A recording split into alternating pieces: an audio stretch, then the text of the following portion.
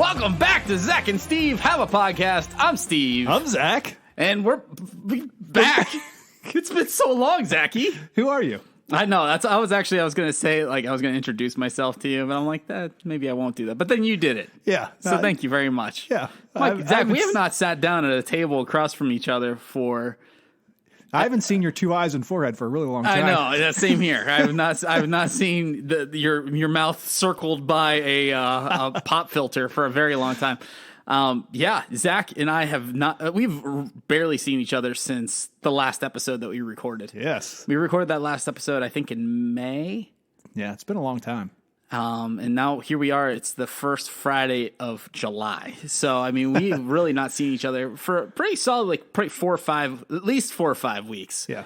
And at any length. We've had a couple phone calls, but you were on vacation. I had mission trip, vacation, all kinds of stuff going on. We've just been going in 2 separate directions for a while. It's nice to see you again. Yeah. Hi, buddy. Hi, buddy. It was nice. And it's nice to be at the same table with you again. And now we get to kind of catch up and share. And then next week we're gone again. We're on. Yeah, no, well, yeah, that's going to be the thing. So season 3, which this is officially the first episode of season 3, yes. Is going to be kind of hit or miss until the end of summer. Yes. So it's going to be when we can. Yeah. It's not that we don't want to, but yeah, it's going to be like 1 week we're going to be in, 1 week we're going to be gone. We have a mission trip. We'll probably it would be nice to, like we did last year. We did a Pittsburgh recap episode, but this year probably won't be immediate. Last year, I think we were both struggling to get through that episode.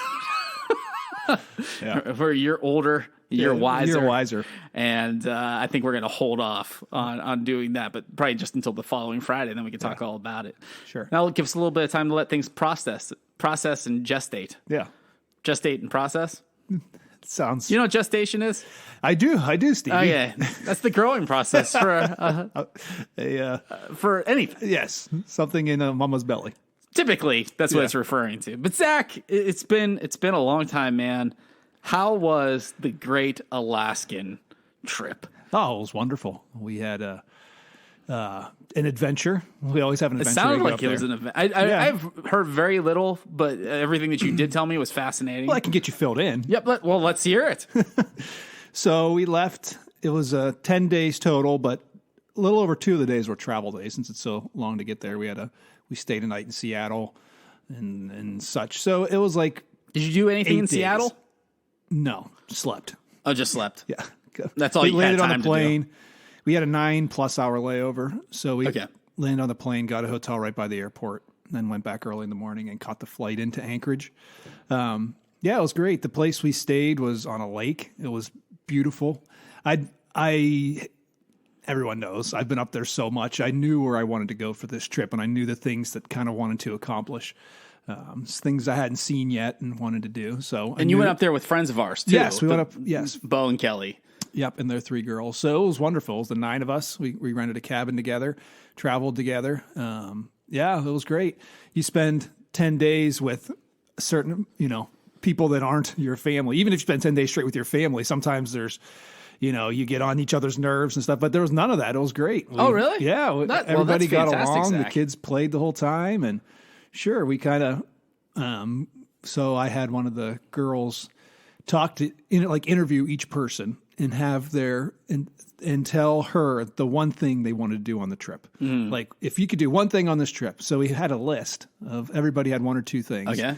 And so that helped kind of keep the trip moving along. Because the worst part about going on vacation with people is, what do you want to do? Well, I don't know. What is it that you want to do? And so then it's really hard to find the right people to travel with. Sure. It really is. Absolutely. You have to mix, with, just disposition and stuff like that. But anyway, so everybody had our list, and we start at the top and all right, today we'll see if we can cross these things off the list. And that's kind of where we went. My thing was I wanted to get to the top of a mountain, which we did. There's a mountain in Seward, Alaska. It looks down over the city called Mount Marathon. Seward, yes. Okay. Called Mount Marathon. There's a race there every 4th of July. You can look it up on YouTube. They say it's the toughest 5K in the world. You start it in the town, you run to the mountain, you run straight up the mountain, come down, and come back to the finish line. Run up the mountain and down the mountain. Most people have not made it back. There is one fella who disappeared. Really? Like 10 years ago. They just Polar bear. It's possible. Polar bear. Don't really want to joke about that, but yeah. But anyway, How long ago was it? Like 10-ish plus years ago. That's a lot. Polar bear. It's probably. You could say that now. Speculation is a polar bear. Probably. But yeah, so enjoyed that. I have one last story I'll tell you. No, I was going to say, give me your top 3 highlights. Okay, so that was going up the mountain was the highlight because That was one of the biggest highlights. oh, without a doubt. When the mountains up there, and I'm sure everywhere, but especially in Alaska, it starts at sea level and goes up because that's the cool thing about Alaska. You can go to Colorado, you've got the mountains. You can go to the coast somewhere, you got the beach. But in Alaska, you got the mountains and the water together. Mm-hmm. So that's really cool. So it starts right at sea level, goes up 3,000 plus feet. So it's quite a hike. But as you go, you start in the tree line, like you're in the tall forest. Higher you go, like the trees get smaller, then it's bushes, and then you get out of that, and it's just some grass, and then you get to like the rock because stuff doesn't grow at that altitude. Yeah, exactly. Yep. In that temperature. So it's just fun to do that and to get up, and then we got to the spot where it's just kind of like climbing on like this little kind of gravelly shale rock there's 3 summits of Mountain Marathon. We made it to the first of the 3. Okay. So we didn't make it technically to the top, but we made it to the top for us. Okay. And that was good enough. Good enough. So we kind of ran out of water. We didn't realize how long it was going to take us. It was 5 hours. Oh my goodness. Yeah. That's awesome though. Yeah. So that was the That's highlight an experience number 1. you'll never forget. We got pictures up there and everything. Bo, who's been our buddy forever, he got a rock from the top, and he says, I'm going to put this on my desk at work as a rock. Paperweight. Yeah, as a paperweight. So. That's nice. Number 2 would be our fishing. I was gonna say, yeah. So, the fishing sounded fantastic. So Bo, he is a fisherman, right? And he's the reason why we went together as a families was because Bo has family up there, and so he's made several trips to Alaska as well. So we decided to take our families together. This is to celebrate my 40th birthday, and I just found out it was their 20th wedding anniversary like 2 days ago. Bo and Kelly? I didn't know that. No way. 2 days ago, yeah. 20 years? 20 years they've been married. How about that? They look so young. They didn't say anything, so I think maybe it was kind of a celebration for them too. But anyway, so we're up there, and we didn't plan on a fishing trip because if you do a fishing trip, you take your fly rods, you got your chest waders, you got your gear. You kind of take that from home so you don't have to buy it when you get up there. So we're there on this lake, and they've got these little like just regular Walmart fishing poles for the people that rent the cabin. They can use them on the lake. So like a Mickey Mouse fishing pole. A step up from that, but not okay. very much. Like, but you still have like the safety button, like those kind. No, it's the kind that flips and you kind of cast it out. Okay, so it's an adult. It's adult fishing pole, but it's Walmart. I'm like, how like childish is this thing? No, there's not like the kid pole. It's got the plastic weight on the end that you could practice casting with. No, it wasn't that. It looks like a fish. Yeah, it looks like a fish. Yeah, Ava has one of those. Does she? Yeah, she does. So yeah, it's not that. But we fished in the lake behind the cabin and hadn't caught anything. So it was like 2 days before we were going to leave. I said, when you were up here before, you went salmon fishing in the rivers, right? Mm-hmm. And he's like, he'd talk all about it. He would have these stories for years about him and his uncle going to this river and catching all this fish. And he was the young one, so he'd put the fish on his back and like hike out of there. Mm-hmm. So let's try to do this. So we went and got those random fishing poles. All right. Yeah. We looked around the shed and found some line that looked like it wouldn't snap, although it did at one point. So we make this perfect. We make this fishing gear to go and fish. We don't have the chest waders, right? Yeah. So he says, I know where to go. So it's about a 30-minute drive. We head there, walk back down to the river, and there's lots of people in there, and the salmon are running at this time. So we look, and people are in the water. They got chest waders on. They've got fly rods, and they're like professional, thousands of dollars worth of gear these people are using. Like, these are the native Alaskan people that know professional fishing. Like just native. They're probably just like guys that or could be like where they just go. Exactly. They travel up there. Yes. And that's like the prime spot. So when you said that, I'm like, oh, you had to have done some good salmon fishing. So here we come. Yeah. Everybody's on the other side of the river. We're on the side that you can get from the trail. Yeah. You got your Mickey Mouse pole. Got our Mickey Mouse pole. Tennis shoes on. Standing on the shore. You're fishing. You're fishing with night crawlers. Yeah. Well, we spent $3 on some flies. Oh, and put you them guys- on. Yeah, we found some sinkers and stuff in the shed that kept falling off. They're like rusted. So he'd found this pair of. We didn't have any tools to use either, like any pliers to get the hooks out of the mouth. So he found this in the shed, this old rusted pair of pliers that we couldn't open. So we didn't have any like WD-40 or anything. So he got olive oil. Yeah. Put it in there and was like working these things for 3 days to try to get them to work. So we took them with us. So we start fishing and we're not catching anything. Like I'm fishing and the line's coming off my pole because it's old and it had been in that shed for so long that it was the shape of the like the spool that it was on. And so it's kept that shape on my pole. So I would like try to cast out and all the line on my pole would like fall off. And it was very annoying and frustrating. Yeah, it would be. So we're like not doing well. Yeah. Everybody on the other side's catching all these fish. Oh, dude, they're probably like I know, looking what at us. is up with these guys? And then, so about, I don't know, we're there maybe an hour, and he hooks one. And then Bo says, throw it off to the other side. Yes. He hooks one. Okay. But he finds out quickly that he didn't hook the fish.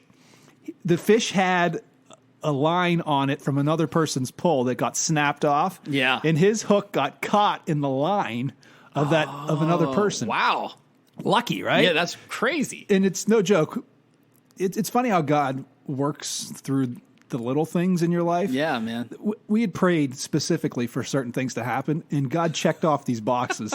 So we No prayed. polar bears. No, we prayed. That was the answer to my prayer. I said, God, just one fish. Yeah. Like just have some fun. Yeah. And he catches this fish on somebody else's line. That's so he's cool. reeling this thing in. And what happened, his line, it just twisted a little bit and made like a little loop, like a little eye. And Yeah. that hook went right in that. And he brought it in. That's so wild. Usually if you snag a fish, you have to put it back. But the line that he caught had the hook in the mouth of the fish. So we asked somebody like, hey, is this a legal catch? They're like, yeah, the other hook's in the mouth. That's a legal catch. Wow. So we got a fish. That's awesome. We didn't think we were going to catch anything. We didn't bring a stringer to put these fish on. Yeah. So You didn't believe in yourself. I didn't know that he had done this, but he brought one of those little hot dog sticks, little metal ones. They're about maybe 2 feet, like Yeah. the real cheap ones you get from Walmart. Yeah. It's got like the round metal thing on the end that you hold it so you don't burn your hand. Yes. You know what I'm talking Yeah, about? yeah. It's like Like a this cheapie, long, yeah. cheap one, yeah. So when you catch the fish, you have to dispose of them. They can't be alive or they flop around and stuff. And so you put them on a string or keep them in the water to keep them cool. So the fish is no longer living. He takes that hot dog stick and shoves it down through the gills of the fish into the ground. Yep. Hey, man. And lets it like float in the water. Honestly, like you guys did it like a primitive style. Whatever. So then about 10 minutes later, he catches one for real. Wow. We bring it in. We're like, this is amazing. You guys, Bubba Gump. This is how Bubba Gump started in Alaska. So we now have 2 fish on this hot dog rod. Yeah. And then I catch one. I couldn't believe it. I got this fish on the line. I'm like, I got a fish, and I reel it in, and he catches it in the net. He's like, I am not losing this fish for you. So they'd have a net there to snag Yep. it. So I brought the fish next to the shore. He kind of falls into the water as he's doing this. His leg gets soaked because we don't have our waders on. But he got Oh, the you fish. didn't have waders on. No Okay. waders. So he brought the fish in. Now we have 3 shoved onto this hot dog stick. Okay, I catch another one. Wow. We do not have room to put them on this anymore. How big are these salmon that you're catching? They're So I mean, these 2 are foot. big boys. they're How much so do they what- weigh? How much does a salmon weigh?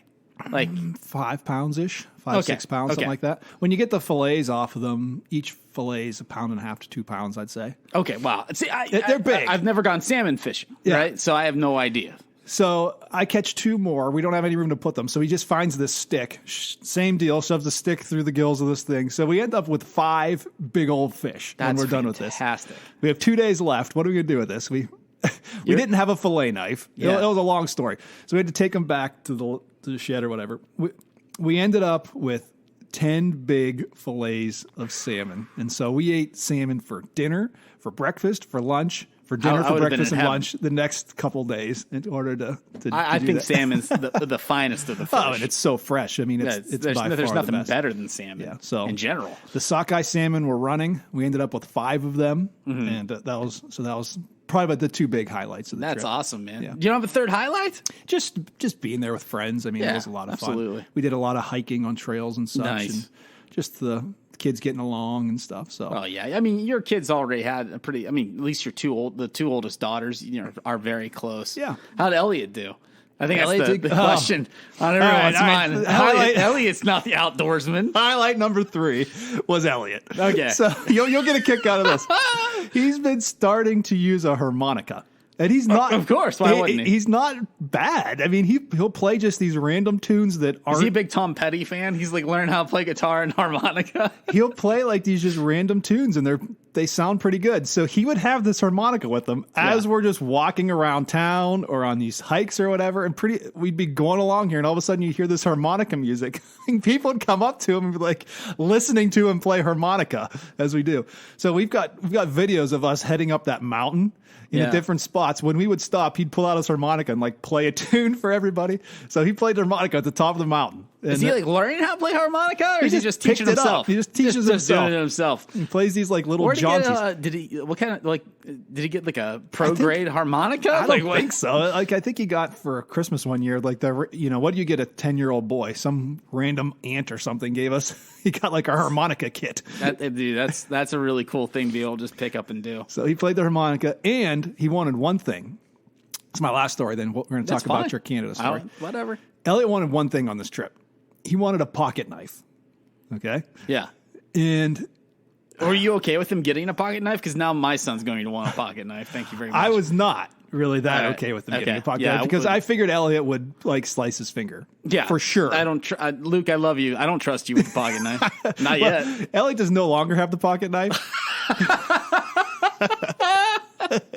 Go ahead.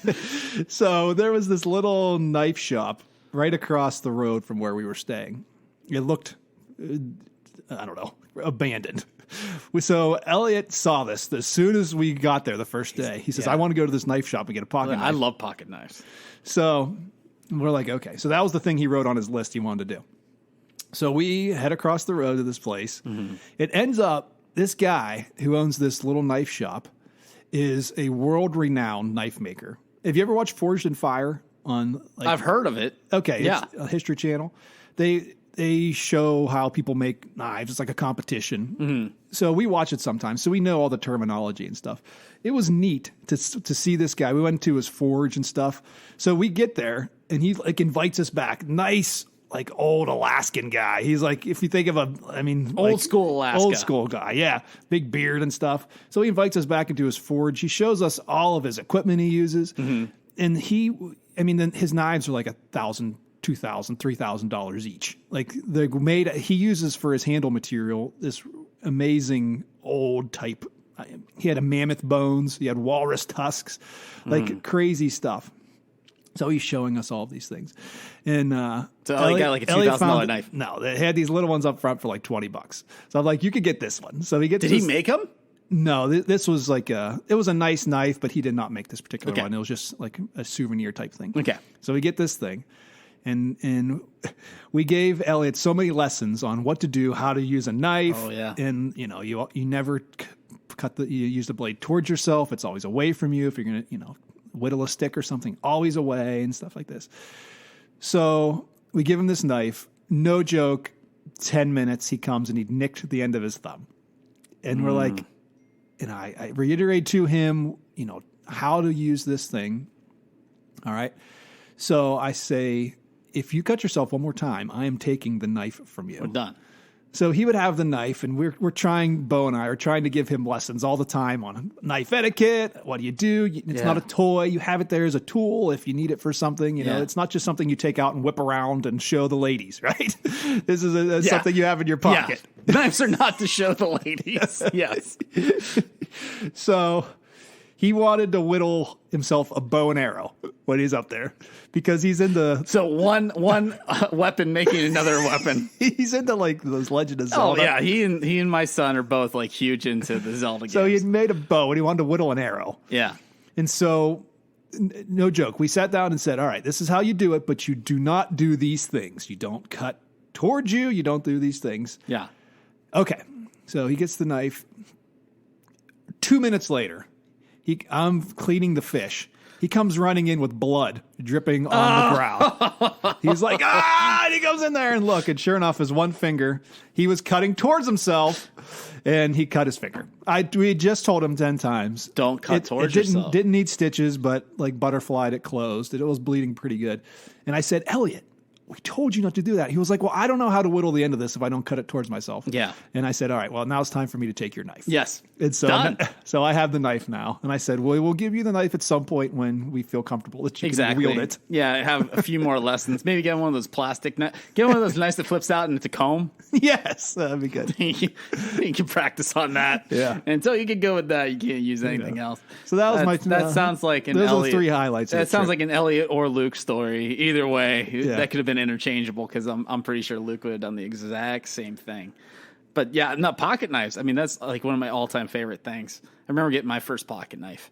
And I don't think I ever cut myself. Really? No, but once again, it's weird how times change. It's just like, you go back to when we were kids and like, it was very common for kids our age to have pocket knives. Kids having a pocket knife today, it's like they have a deadly weapon. Yeah. And Yeah. so there's less understanding of them. I think that's more or less it. Like it's less common. Right. That was the thing. I wanted to give him the opportunity to Yeah. use it. But I told him after the first time he cut himself, Yeah. if you cut yourself again because you're not following the rules, I'm taking it from you because Exactly. I'm your father and looking out for your best interest. Exactly. And it's just not as common. So there's I just think there's less understanding of what can happen Yeah.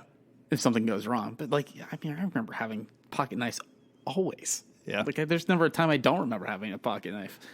But anyway, So tell me about- I'm so glad your trip went well, Zach. Yeah. I know that's something you guys have been looking forward to and planning for a long time. So that's really great, man. I'm glad you guys are home. You made it home safe and you didn't have any issues. Yeah. So yeah, Tell me about the Canada Canada mission experience. trip, Listen, so this has been also another thing, a long time coming because it was 4 years since the last time we went. We went in 2019 was the last time we were in Canada. And so it was a homecoming. I think we talked about it a few months ago when I went up and visited, just to get to know the new camp administrator and all this, just to see the camp again. And it was emotional. It was a way more emotional experience. The smells of things, seeing the work that my past teams have done. There's a proud tradition and just connection to that place. And so going back to Willow Springs this year was just outstanding. And we did it with another team. We did it with Calvary Baptist. And Zach, because in years past, we've worked with other youth ministries over the years. And it's always like a hit or miss kind of situation. You never know what you're getting into. This was a hit. Yeah, without a doubt. Greg O'Boyle, who I say that only because we have a Pastor Greg here, and that always leads to confusion. Yeah. But Greg, he's a pastor. He's now the youth pastor, but he was the pastor of the church that we served up in Canada. He and I took our youth groups. Our youth groups could not have bonded better. Nice. Formed fantastic bonds with one another. And they worked their tails off for the moment that they woke up until we said, okay, guys, it's time to wrap up for the day. Yeah. I couldn't be more proud of our team. Our leaders was just as good of an experience. For me, it was like I got to bond with guys that I've known for a long time, but have not spent extended periods of time with. And that was a beautiful thing. Jeff. So we talk about Beth all the time on our podcast because she usually texts us in corrections. Yeah. Kindly. Beth's a faithful listener. She is a faithful Jeff, listener. her husband, is not, and I don't know why not. He might be listening to this right now, Zach. I doubtful. Yeah, I think he is. But Jeff and I formed a fantastic bond through this. Like just formed a friendship and almost like just like the older brother I never knew I had kind of thing. Yeah. It was really, not even that he's that much older than me. He's only a couple of years older than me, but it was awesome. It was such an awesome experience just getting to know him even better and how we connected and how we even like think in very similarly. So, I mean, it was beautiful all the way around. Yeah. And so just a few highlights for it. Number one, just getting back into the swing of things with being up in Canada, being at Willow Springs, doing the jobs that we've always done. I think for me, it was I was unsure of the future of this trip, and this trip solidified the fact that it's here. For the foreseeable future. This is going to be a thing. Nice. Because I felt like we built a better bond with the camp administrator. Like, we didn't really know him all that well. Yeah. Going into this, like, I only met him. I talked to him twice and met him and his wife once. And in my mind, I'm like, that should be more than enough, but it takes time to build relationships and build bonds with people. And by the end of the week, he saw that, I think they saw too that, we are in this not for ourselves. We were in it for the camp and for the potential that it brings when you come in and like his name's Jake. Jake said, you guys literally did hundreds of man hours for us in 1 week. He's like, I don't even know where to begin to thank you guys. And I'm like, we just love doing it. And I think the nice thing, this is kind of the mentality of New Life mission trips in general, not just this mission trip, is we don't come in with a preconceived notion of how things should go and how things should be. We come in and do what we're asked to do. Yeah. And that's it. We're not going to say, you guys should be doing it this way, or I want to do it this way, or I'm going to take charge, or any of that. It's like what you need us to do is what we're going to do. No questions asked. Unless, obviously, if it's something dangerous or something that is well out of the realm of what we can do, then we'll be like, nah, maybe this isn't a wise idea. Outside of that, if you want us to stain decks all day long, we'll stain until our hands are like whatever color that is.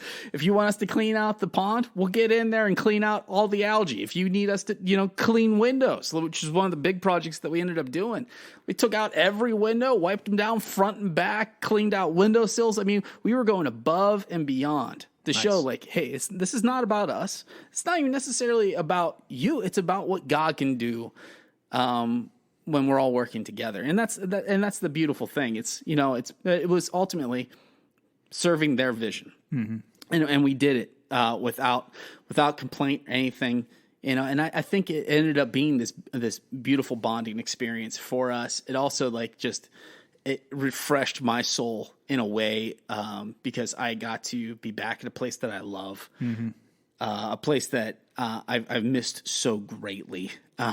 So it was awesome. But, from any job that you would look at, it was all done well. And I have to, I've been saying this a lot, but it has to be stated that I have to thank my wife, Sarah, because she's really the heart and soul behind this entire trip. And if it was up to me, I might have let this die. Yeah. But she saw the potential. She saw what could have been. And so she kept pushing and praying for it, organizing. Everything that we did, there was a hint of, what she had, kind of put together. So, the trip wasn't possible without her, and I'm so glad that I wasn't stubborn. But because it allowed Greg and I to get back together and do something. Like I said, he and I just had breakfast, and now we were talking about next year already. Nice. We're like, He's like, what do you think? Are we doing this again? And I'm like, do you want to? He's like, I already have ideas for it if you want. And I said, let's do it. Let's talk about it. Great. And so, yeah, it's not over. Some of the highlights, outside of all the bonding experiences that our leaders had and our students had, and we had with our students and had with their students even. Like I said, really, really awesome. A couple of the highlights for me, Well, number one was Friday night. We had so like I said, I've stated in previous podcasts, we served a Chinese church for a number of years. Yeah. Up there that Pastor Greg O'Boyle and his wife Ann and their family planted and grew. Well, God grew it, but they tended to it. Right. And so on Friday night, a lot of the former members of the church came out for a campfire. Oh, and nice. there was like 100 and some people there. I mean, it was packed out. For our team, everybody was new except for, Sarah and I and Josie, everybody else and Andy. Everybody else was brand new to this. So they see this and they're like, what is this? This is nothing like what happened the rest of the week. I'm like, this is all I'm used to. This is what we do. Yeah. So it went late. Somebody did one guy did his testimony. And so everything has to be translated because a lot of the families only speak Mandarin. A lot of them speak some level of English, but they're much better in Mandarin. So everything is translated. So everything takes double the time. Right. So if you have a 25-minute testimony, it's a 50-minute testimony because he's going to translate line for line what you're saying. So if you have something 25 minutes prepared, be prepared for close to an hour between him saying it and then that person translating him say, So that went long and my team wasn't ready for that, but it was really cool because they got to experience this culture and how welcoming and inviting they are. They all bring food and share with everyone. The one guy was doing a traditional charcoal. They brought a Chinese charcoal grill that they do on skewers. Okay. And they just move this meat, and they pounds of meat. Wow. That's how I knew it was going to be a late night because I saw them coming out with the bowls of meat that they were going to be cooking. I'm like, oh, guys, we're here until it's going to be late. And we were leaving early the next day. And so some of my leaders were like, can I go to bed? And I'm like, yes, by all means, go to bed. You're good. I know you have to drive in the morning. And so we were up late doing dishes, but I did it all with a smile on my face because it was a wonderful, wonderful experience just to be back with them. I got to reconnect with one guy. So years ago, I met this man, his wife, and I think they had one child, maybe two at this point. He's a couple years younger than me. His name is Mihir. His wife's name is Victoria. So Mihir, his family is from India. Okay. And they're Hindu. Like his family was Hindu. Okay. All right. He converted to Christianity, and then decided that God, he didn't decide, but he felt the call to pursue ministry. And I remember talking with him about it. He's like a couple years younger than me. I remember talking about probably summer of 2016, 2015, 2016, him and I talking about it and just like what to expect with ministry, all that kind of stuff. So here we are, 2023. I haven't seen him in years. I don't even think we saw them in 2019 when we were there the last time. I think last time I saw him was probably 2018. And he and I got to catch up. And now he's been a pastor for 2 years at a church up there that faced COVID, faced a church split, faced all kinds of difficulty. And I'm like, are you joking right now? Like, are you serious? So he and I had a lot. And so we just encouraged one another. And I got to say, and now they have 4 kids. He's finishing up his seminary degree. And he's just one of the most wonderful young men. He's only a couple years younger than me, but he's younger than me. So, just one of the most wonderful guys and just and he blessed me with some of the things that he said. Because one of the things that he said, and this is going to sound strange and maybe discouraging, but I've been known as the ministry discourager in some circles. Not that I don't want people to go into ministry. Listen, we all have, every single one of us is called to ministry, to do ministry work. I'm saying pastoral vocational ministry. Yeah. I've been known to kind of point people away from it if it's not their true calling. Because you should. Because I have a responsibility. I had the same thing done to me at one point, and for all the right reasons. I wasn't on the right path. I was kind of just doing it because I thought it was the right thing to do at the time, even though I felt called. My heart and my head weren't in the right place.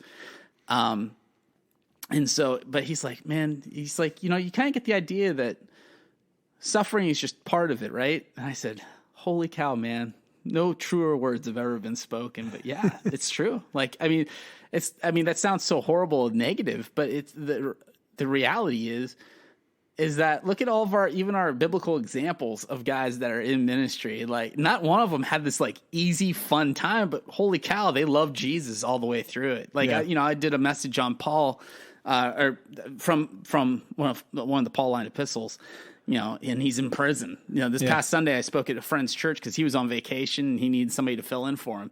And so I did my Philippians 4 message, which talks about like finding contentment in all situations of life. Paul was in prison. Like, he's suffering, but he's still doing it with vigor and zeal. Why? Because like Jesus is the one who sustains us, right? And so that was my whole like, that was like the whole thing. It's like, yeah, man, it doesn't like suffering is almost guaranteed in ministry because you have an enemy that doesn't want you to succeed in it. But man, you get to see such great blessings. Yeah. Or you really submit yourself to it. And so it was the nice thing to catch up with him. There's a young man, David, who was in Vacation Bible School when we first started years back, right? He's now a 22-year-old man. He's getting into ministry. Nice. Like, seen him grow. Like when he was younger, you just never know what to expect because kids are kids. Yeah. And now seeing him like this, I was beaming. Beaming. I'm like, oh, dude, I'm so proud of you, man. And he's got ideas for mission work that he wants to do. And it's not just like pipe dream kind of stuff. He's like trying to put everything together to make it happen. He's like, do you think you and Greg can like, support me in some way, shape, or form? I'm like, let's keep talking. Like, so I was trading. I've known these people for over a decade. Yeah, a lot of them, and this is the first time I'm trading phone numbers with them. I'm texting. I've been texting with some of the people, and it's like it was such like thank you, Jesus, for giving us this opportunity. Yeah, to come back here to do this again. It wasn't over, and and like I said, it's now I get to look forward to next year. The potential for what next year can bring for our team. And I'm really excited to be back. Awesome. To be back there and then to be back home. And it's been a busy few weeks. Like I said, we got back and I took some time off.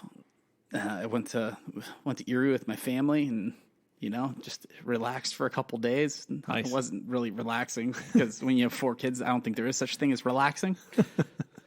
Especially when you have a 2-year-old that is out of his mind. Petey, oh gosh. So Petey, we're up in Erie. Yeah. I'm on the phone with Pastor Jeremy, and he and I are just catching up. Sarah's shopping. We're at the Mill Creek Mall. Mill Creek Mall has like this place. Sarah went shopping because it was also Sarah's birthday. Which I have a funny story about that real quick. Or I'll come back to that.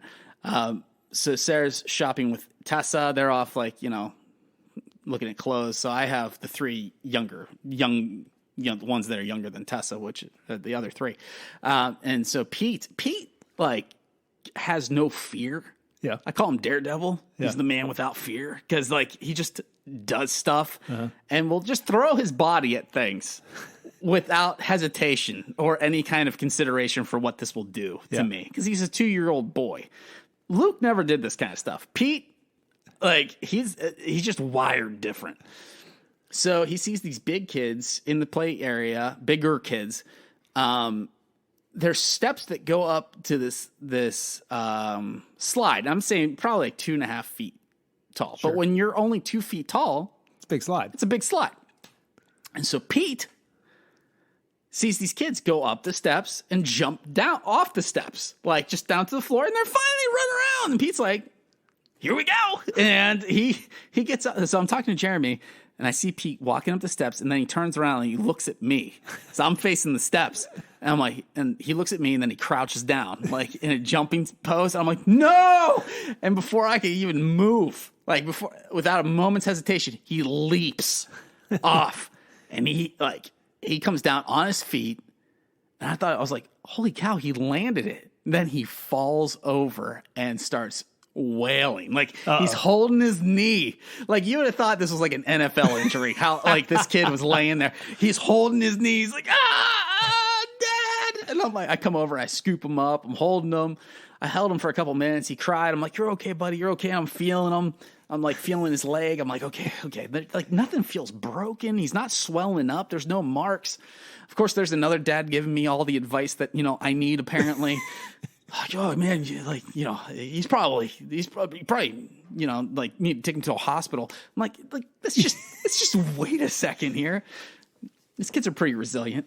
So I said, I'm like, he calmed down and he's like, I want to play. And I'm like, all right, buddy, you think you're ready? Yeah. And so I put him down and he starts hobbling. Oh no. Like it looks like like the bird that has like the broken wing kind of hobble. Like it's like, oh no. And so I call Sarah, I pick him up again, I'm holding him. And of course, the dad next to me is like, oh, he's hurt bad. You're gonna have to get him, get him taken care of. Like, okay, dude, like don't make me feel worse about this. All right. So anyway, I pick him up again. I call Sarah. I'm like, babe, I think we're gonna have to take him to the hospital. Maybe you're gonna have to come look at this. I don't know. I'm a little worried. And so a few minutes go by and Pete's like pushing away from me because he wants to get down again. I'm like, buddy, you cannot get down. And so finally he slips out of my hand. He runs off. He's fine. No problems. Yeah, he's healed. And I texted Sarah. I'm like, this kid's the Wolverine. He instantly heals, which is even scarier because there's no stopping him. He's the Terminator, Nice. T-1000. Like, there's no stopping this kid. So, and he's so cute. And he's so, I love when, Pete comes up to me and gives me a hug and says, I love you, Daddy. And I'm like, oh, nothing more pure. There's nothing more pure than that. So, anyway. So, yesterday, I'm playing with the kids in the living room. We're just tackling, wrestling around, goofing around. And so I'm playing. I have Ava for 1 second, and I always forget. I let my guard down because I'm like, Pete's not gonna hurt me anymore. Like he's past that. I probably said this a while ago. Like the one day we were doing this, and I was messing with Luke, and Pete attacked me by biting me 3 times up the side of my body, like hard. Like I thought he took chunks of skin, and so. So that was like probably 6 months ago. Okay. So I'm like, yeah, Pete's out of that stage. He's not going to just hurt me. So I'm laying on my back. I have Ava in a bear hug, and I'm just wrestling around with her, and she's like laughing. Pete comes up behind my head. I don't see him. He hammer fists me in the nose. Like as hard as he can. I mean, wham! Like hammer. He threw the hammer like UFC style. And I've never felt such intense pain in my face than that. I'm like, you maniac. I'm like, why'd you do what you do? And, oh gosh, I thought for sure my nose was going to be bleeding. Like he hit me so hard. And then he's like, sorry, Dada. And then he runs off. Well, I can't wait for him to get to an age where I can reason with them. Where reason and negotiation actually works. Because right now it's living with a maniac. Yeah. So I spoke, funny. Like I said, when I was on vacation, I spoke at my buddy's church. And see, he's this guy has been a friend of mine for a very long time in ministry, and he planted a church in Newcastle called City Church, and they're doing awesome stuff, amazing ministry work. But like any newer church, when you're he has. I think there's 2 other guys on staff that are pastors, but one was on a mission trip, and I think the other one was on vacation. And my buddy, he's he kind of runs. He's the senior pastor, so I mean everything kind of comes. It all kind of lives and dies on him. And so when he was like, "Hey, I'm trying to get away on vacation. Can you speak for me?" I'm like, "Yeah, whatever you need, to get that." And so I got to have that experience. On this past Sunday, and it was such a nice experience in getting to just share with another congregation. But it's not just another congregation; these are brothers and sisters in Christ, and that to me is like one of those things where it's like, this is really cool. Yeah. Where even though we're not part of the same church. We're all under that same umbrella. Sure. And getting to worship together. And like, yeah, do they do things a little bit different than we do here? Of course. But it was comfortable, and it was really nice to be there. But it was also my wife's birthday, and that's really the point of what I'm going to say. Because Sarah said, she's like, please don't embarrass me and say it's your birthday.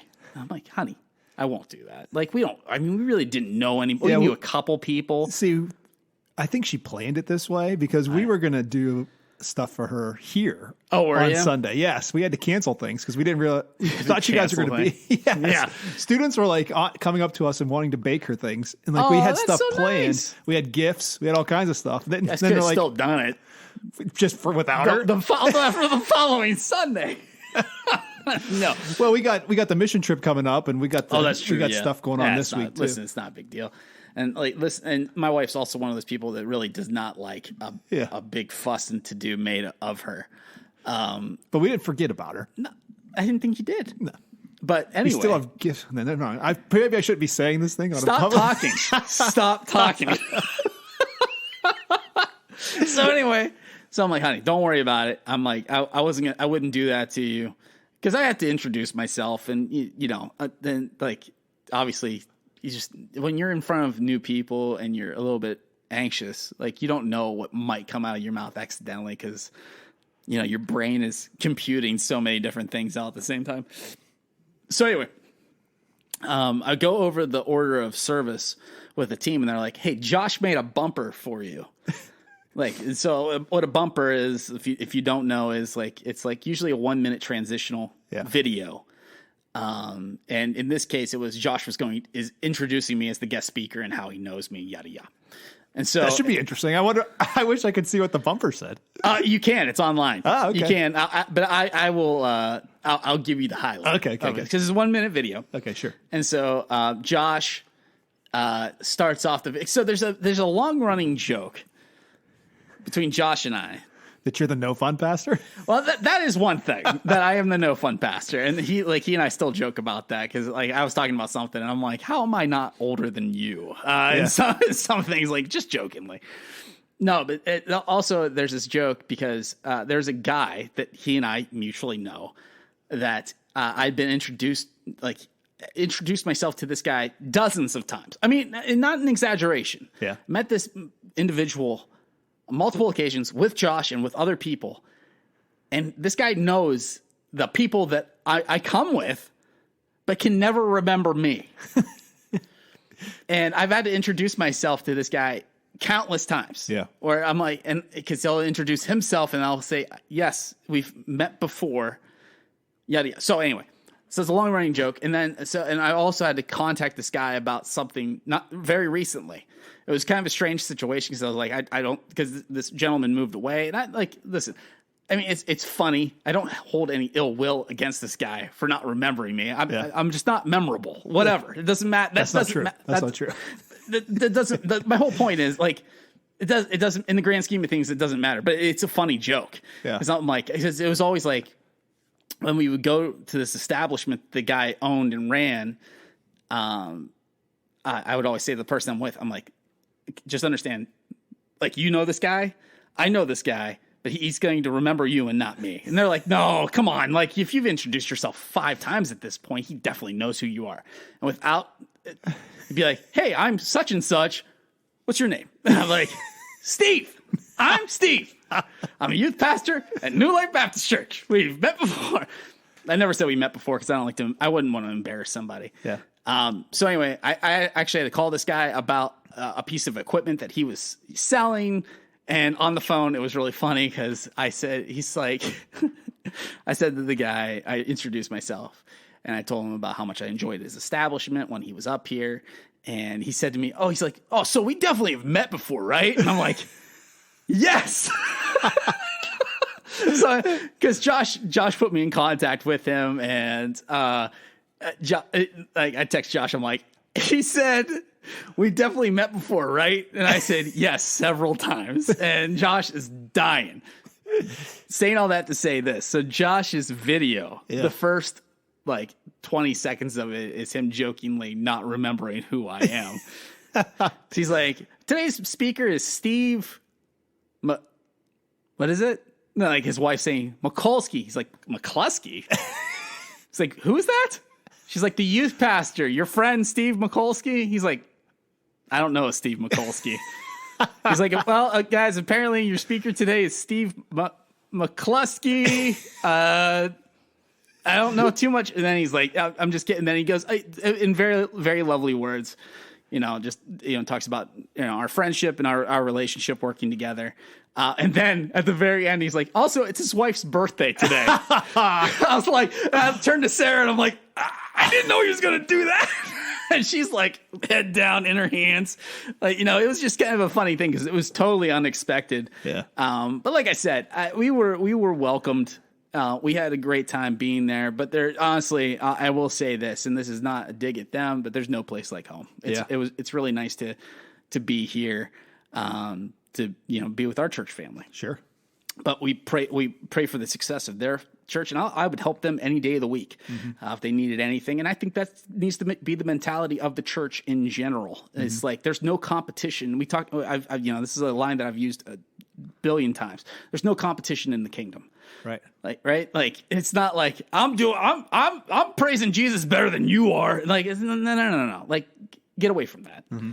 Like it doesn't matter what your congregation is. Like if our foundations are the same, meaning like, salvation is through the sacrifice of Jesus Christ and, bought by his blood and, we're redeemed by that alone, and we can get into all the nitty gritty. If that's all the same, then we need to be supporting one another. Sure.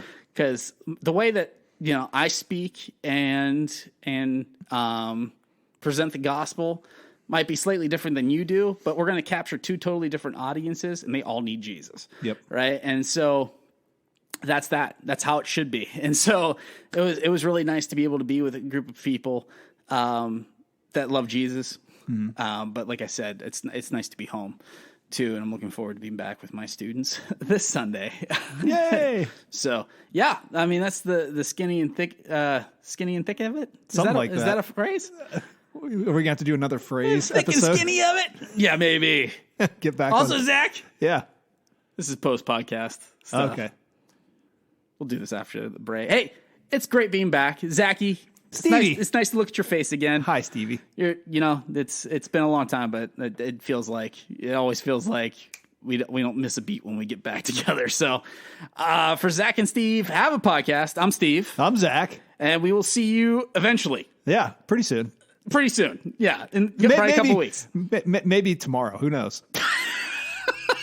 Be on the lookout. You never know. We've got grab parties everywhere. All right. We'll see you. Bye-bye. Bye-bye.